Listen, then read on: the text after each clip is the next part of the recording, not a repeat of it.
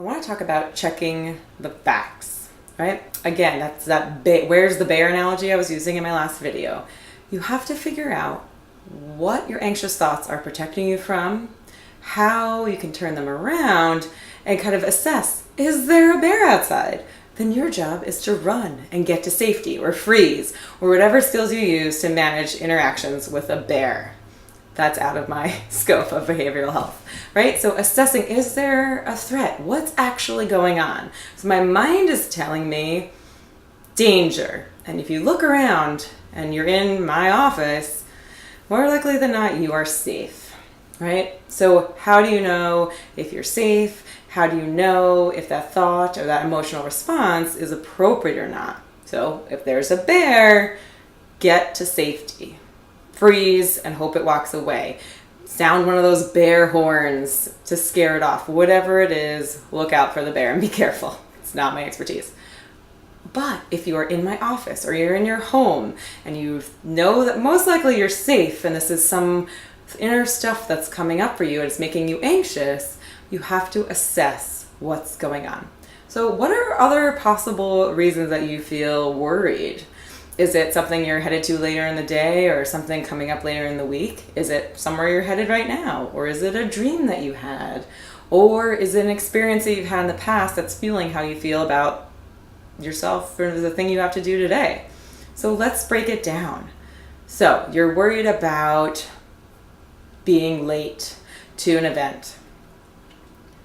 What are the alternatives, right, than being anxious? You can arrive late and roll with it and be okay. You can arrive late and be incredibly embarrassed and people are going to point at you and say you're late.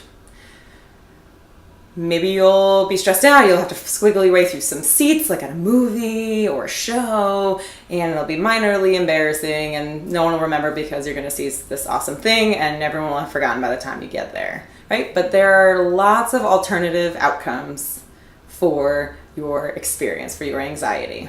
So we kind of feel through and assess what is the reality and what are some alternatives, right? More likely than not, you're not going to have like a Roadrunner incident where like an anchor drops down on your head, right? You are not going to have a cartoon experience. So if that's off the table, what are some alternatives?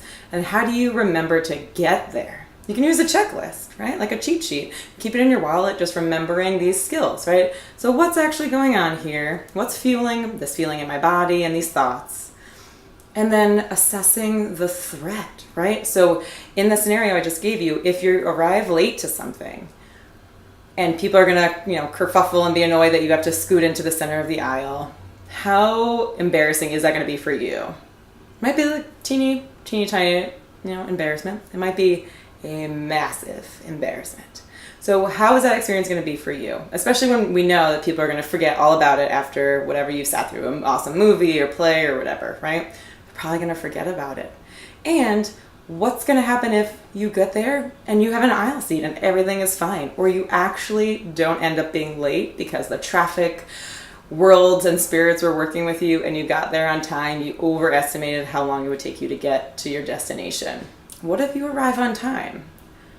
Would it have been worth all of that energy and all of those thoughts and maybe some physical sensations? Maybe you're sweating and your cheeks are red, your ears are hot, maybe you've got butterflies in your stomach.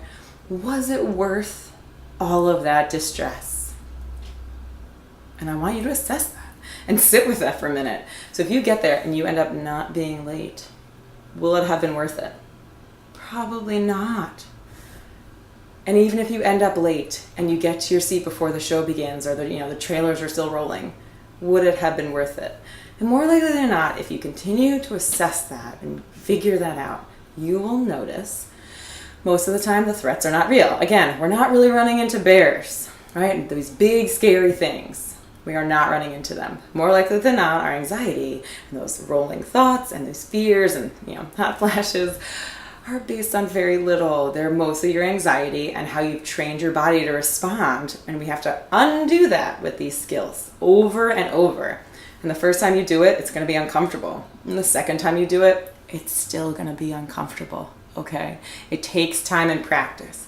Consider how many years you have established these thoughts that lead to actions, which lead to you turning red on your drive up the highway, right?